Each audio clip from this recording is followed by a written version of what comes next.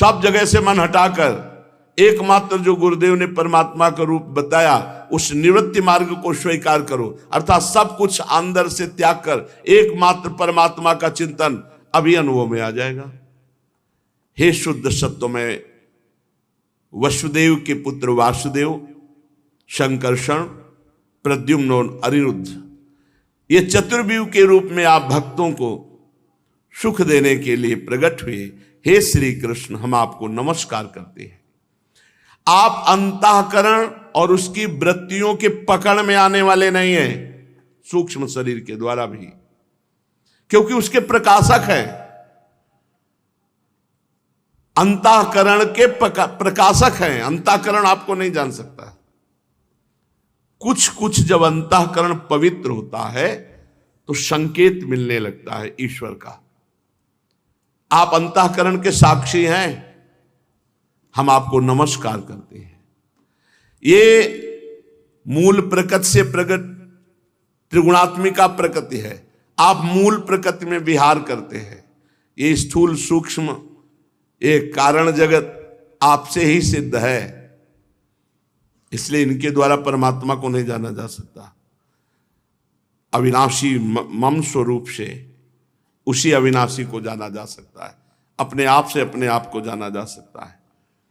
बड़ा विशुद्ध मार्ग है, इसमें बहुत अंतःकरण की पवित्रता चाहिए।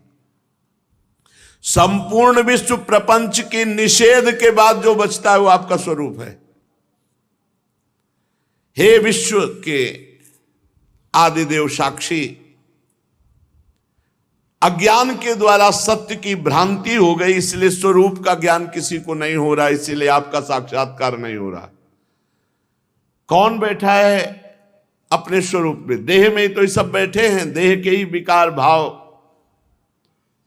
यद्यपि प्रभु आप में कर्तापन न होने के कारण कोई भी कर्म आपको बांध नहीं सकता, क्योंकि आप निष्क्रिय हैं। तथापि अनादि काल शक्ति को स्वीकार करके प्रकृति के गुणों द्वारा आप इस विश्व की उत्पत्ति, स्थिति और प्रलय की लीला करते हैं। आपकी लीला अमोघ है, आप सत्य संकल्प है, इसीलिए जीवों के संस्कार रूप छिपे हुए स्वभावों को आप अपनी दृष्टि से जागृत कर देते हैं।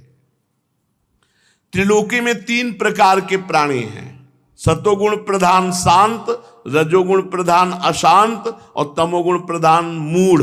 वे सब की सब आपकी लीला मूर्तियां हैं।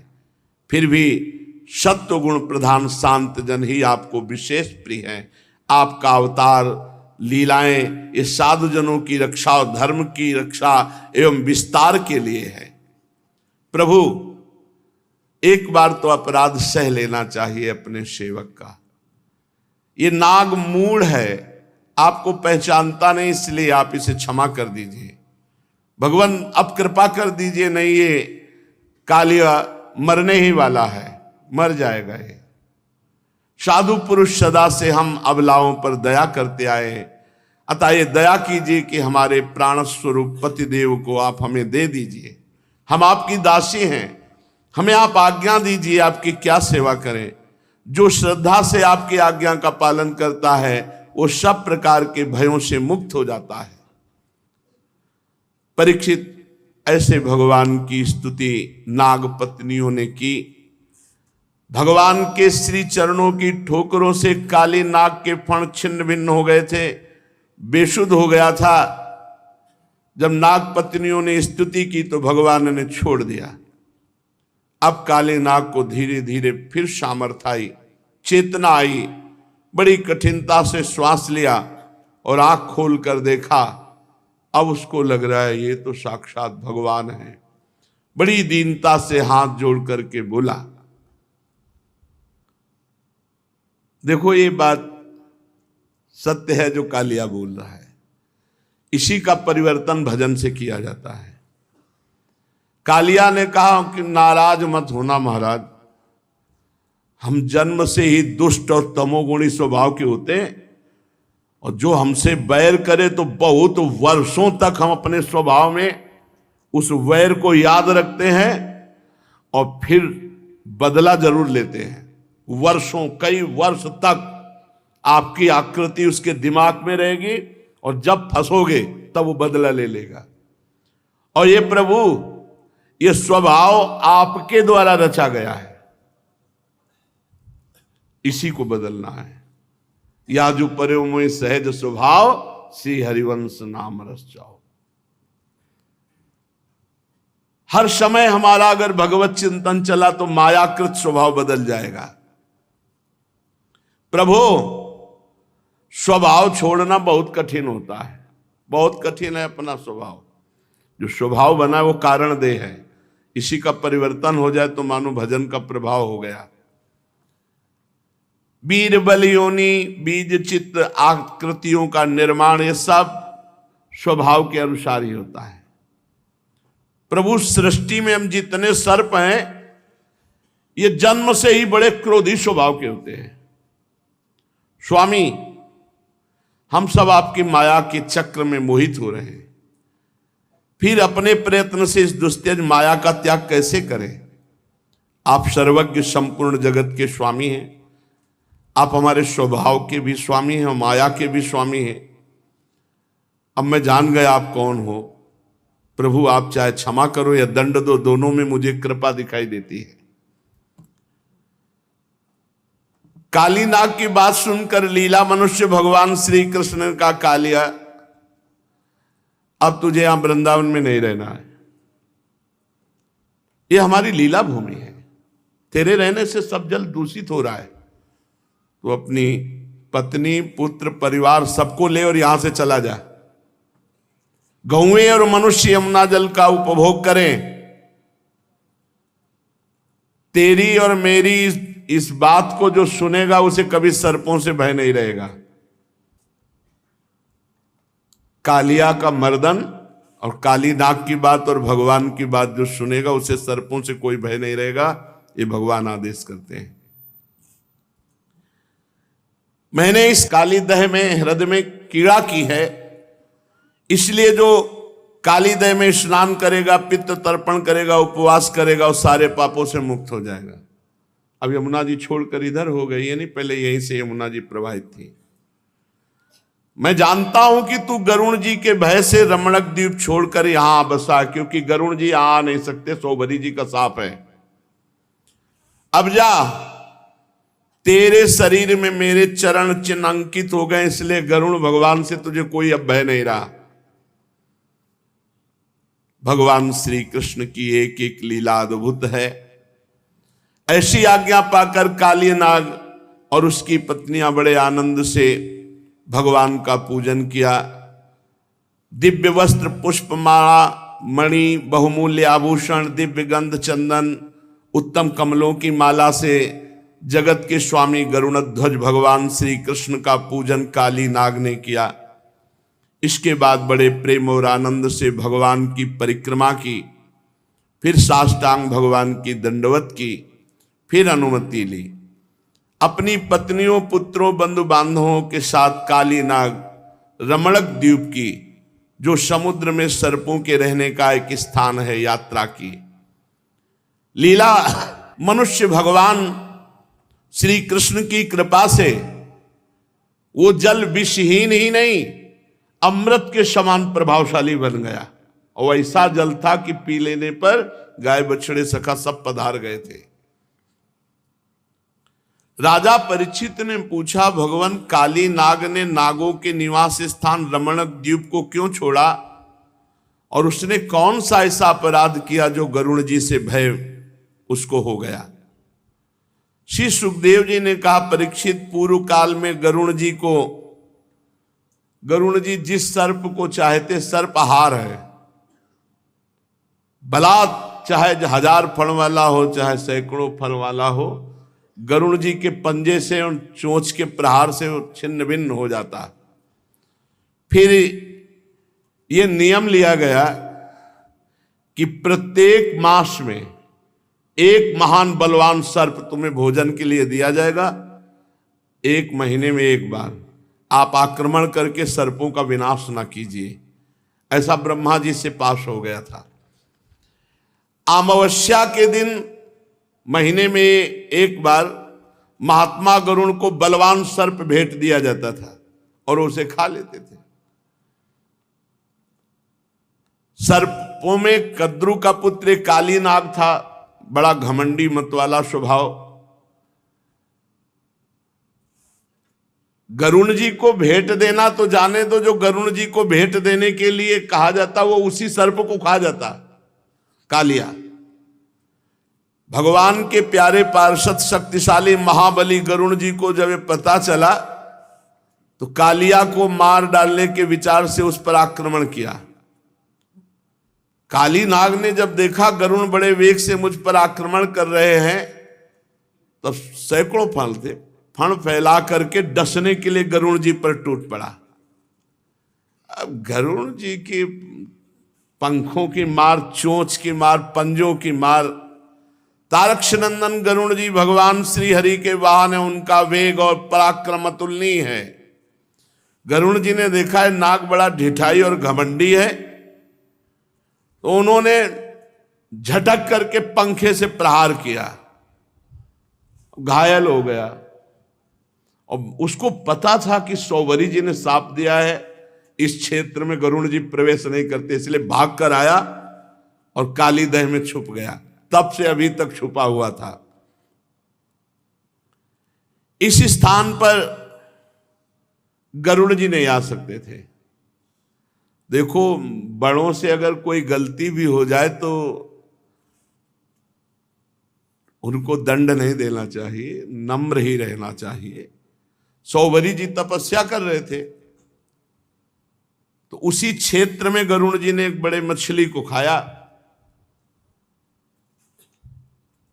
कहा, गरुण तुम्हारी इतनी हिम्मत हमारे सामने मछली को।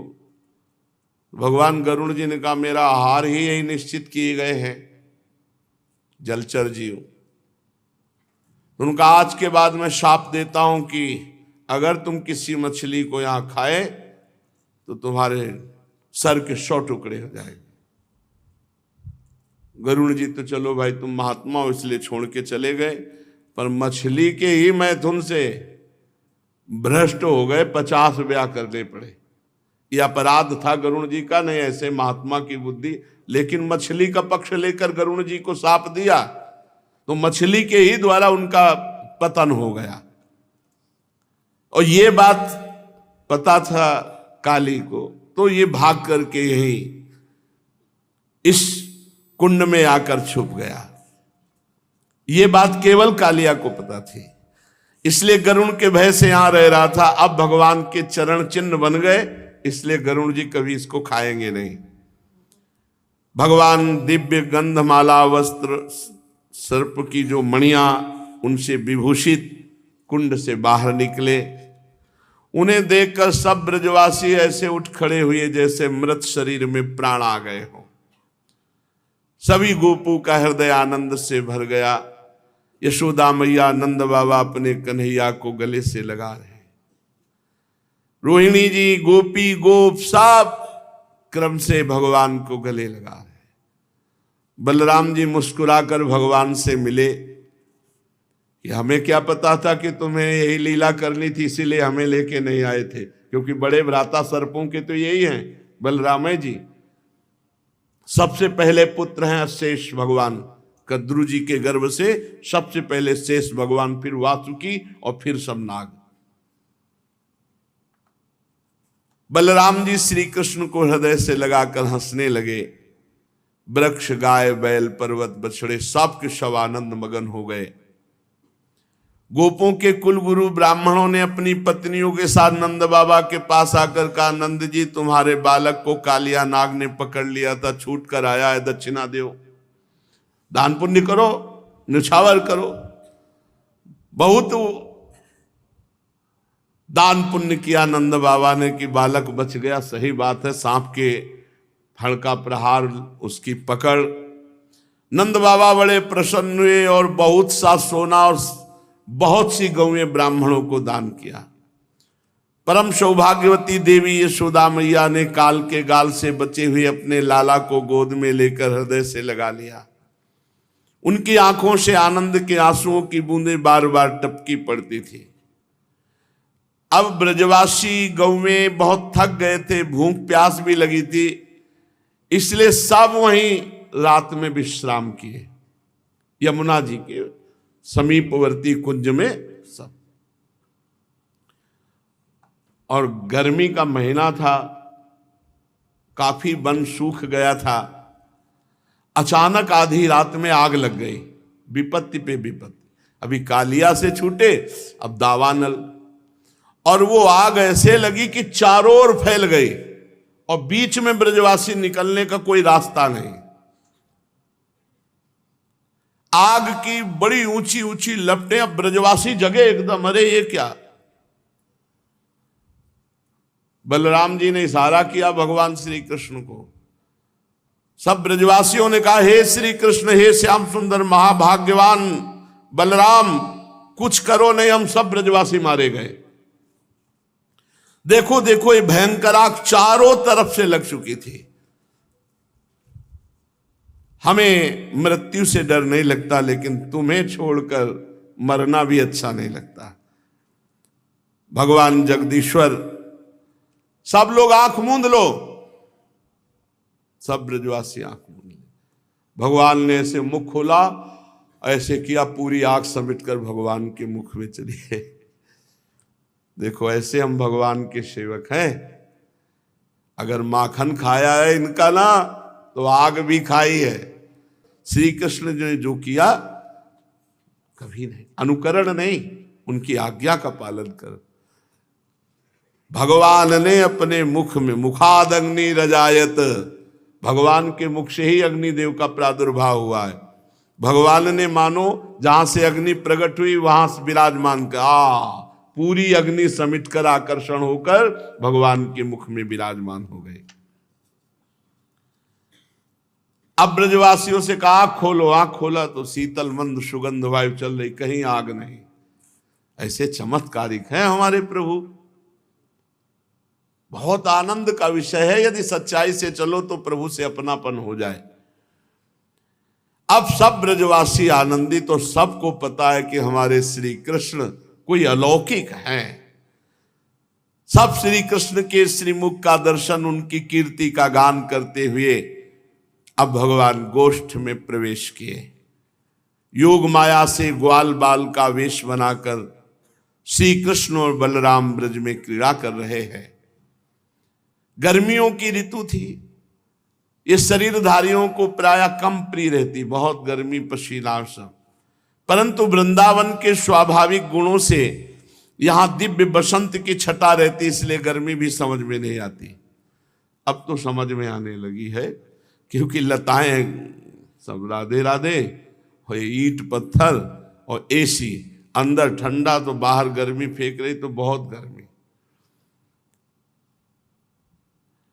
वृंदावन में स्वाभाविक बसंत की छटा रहती है।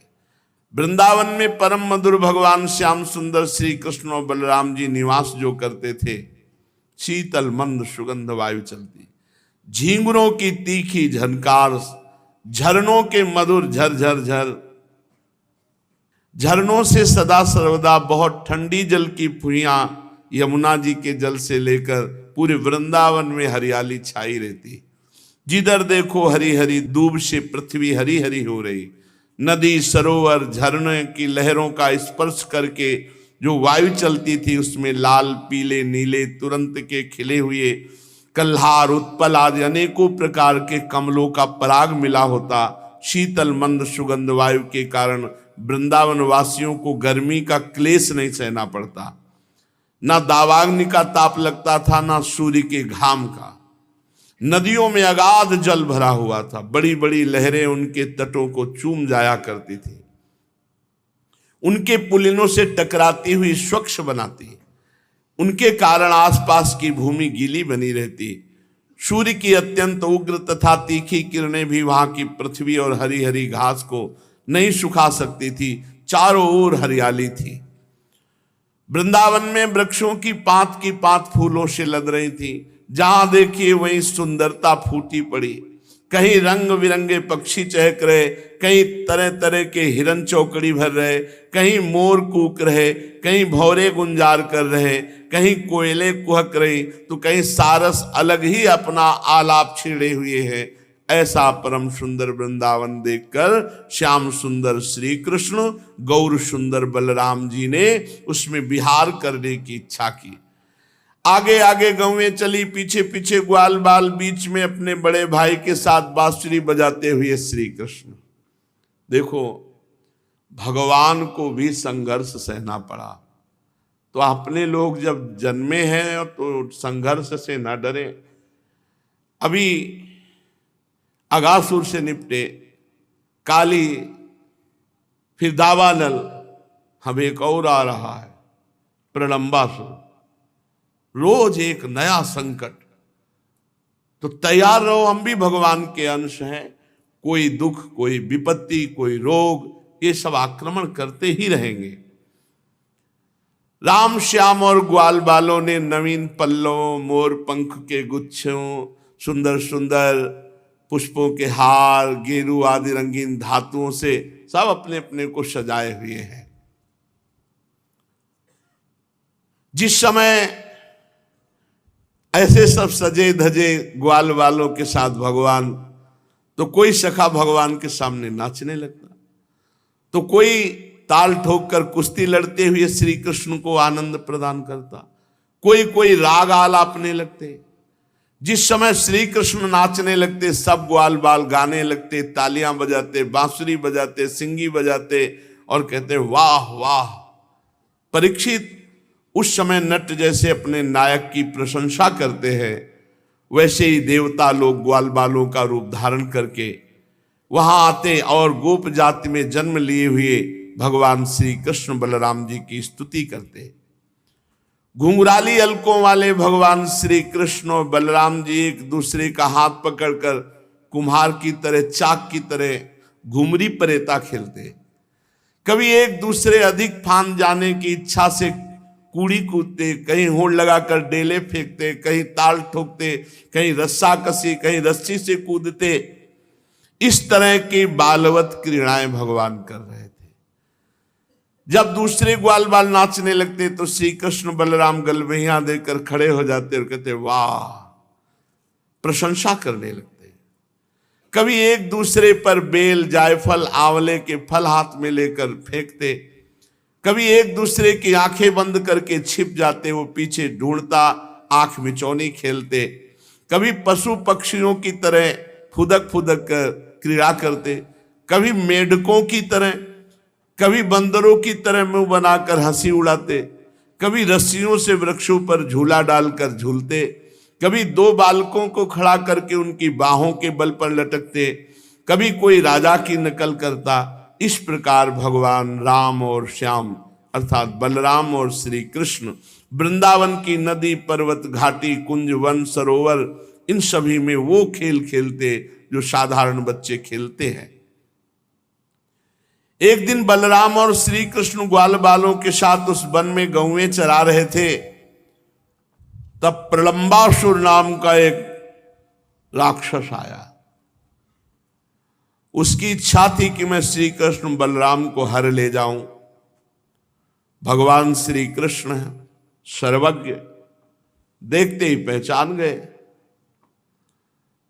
वो सखा के रूप में आया था, मानो बहुत भगवान प्यार कर रहे हैं, जाने ही नहीं। वो भगवान विचार करने लगे कि इसका वध कैसे किया जाए। ग्वाल बालों में सबसे बड़े खिलाड़ी, खेलों के आचार्य श्री कृष्ण, ग्वाल बालों को बुलाया, कहा मित्रों, हम लोग अपने को दो दलों में बांट लें, फिर खेलें। खेल में ग्वाल बालों ने दो दल बनाए, एक के नायक श्री कृष्ण, एक के बलराम। अब एक दल के लोग दूसरे दल को अपनी पीठ पर चढ़ाकर एक निर्दिष्ट स्थान पर ले जाना। जीतने वाला दल चढ़ता था, हारने वाला दल अपनी पीठ पे चढ़ाता था। और यह खेल भांडीर नामक वट के पास हो रहा था। एक बार बलराम जी के दल वाले श्री दामा, वृषभ आदि ग्वाल बालों ने खेल में बाजी मार ली। तब श्री कृष्ण आदि उन्हें अपनी पीठ पर चढ़ाकर ढोने लगे। श्री कृष्ण ने श्री दामा को अपनी पीठ पर चढ़ाया, भद्रसेन ने वृषभ को, और प्रलंबासुर जो सखा बना हुआ था उसने बलराम जी को, महान बलशाली प्रलंबासुर ने देखा कि श्री कृष्ण बहुत प्रवीण है, उनको नहीं हराया जा सकता, अतः बलराम जी को अपनी पीठ में लेकर फुर्ती से भागा और जो स्थान उतारने के लिए था उससे आगे निकल गया। बलराम जी एक बार तो यहां नहीं उतारा, कहां ले जाएगा हमें, जब देखा कि आगे ले जा रहा है तो अपने असली स्वरूप को प्रकट किया बलराम जी ने। महान बलशाली बलराम जी, प्रलंबासुर लड़खड़ा कर चाल रुक गई। प्रलंबासुर ने दैत्य रूप धारण किया, ऐसा पहाड़ का स्वरूप, काला शरीर, सोने के गहने चमक रहे थे, मानो सोने के गहने लग रहे थे जैसे श्याम मेघ पर बिजली ऐसे। और गोरे से बलराम जी को धारण किए हुए था प्रलंबासुर, ऐसा लग रहा था चंद्रमा। आंखें आग की तरह, भौहें बड़ी भयावनी, लाल लाल बाल बिखेरे हुए, हाथ और पांवों में सोने के कड़े, सिर पर मुकुट, कानों में कुंडल, बड़ा भयावना लग रहा था। पहले तो बलराम जी एकदम घबरा से गए अचानक, फिर अपने स्वरूप की याद आने पर बलराम जी ने देखा जैसे चोर किसी का धन चुरा ले जाए, ऐसे मुझे चुरा कर ले जा रहा है। बलराम जी ने एक घूंसा बांधा, प्रलंबासुर के ऊपर प्रहार किया। घूंसा लगना था महाबली बलराम जी का कि मुंह से खून उगलने लगा, चेतना जाती रही, भयंकर शब्द करता हुआ मर गया, गिराकर भूमि में। बलराम जी परम बलशाली खड़े हो गए। जब सखाओं ने देखा प्रलंबासुर को भगवान बलराम जी ने मारा तो वाह वाह वाह वाह ऐसा कहने लगे, और सब ग्वाल वाला कर बलराम जी को हृदय से लगाया। सबने ऐसा अनुभव किया कि मानो बलराम जी अगर ना होते, कोई सखा होता तो ये मार ही डालता। प्रलंबासुर मूर्तिमान पाप था, देवताओं को बड़ा सुख मिला। बलराम जी पर देवताओं ने फूल बरसाए और बहुत अच्छा किया भगवान, ऐसा करके प्रशंसा करने लगे। भगवान श्री कृष्ण ने बलराम जी को हृदय से लगाया। प्रलंबासुर को वो गति प्राप्त हुई जो बड़े बड़े योगी लोग आकांक्षा करते। धन्य है भगवान की अवतार लीला, जिनमें इन महान पापियों को भी परम पद प्राप्त होता है। हम जो सत्संग सुनते हैं उसका मनन करें, उसको आचरण में उतारें, निरंतर नाम जप करते हुए पवित्र जीवन व्यतीत करें, तो इसी जन्म में हमें भगवान की कृपा से भगवत प्राप्ति या भगवत प्रेम प्राप्त हो जाएगा। शेष चर्चा आगे। श्री राधा वल्लभ लाल।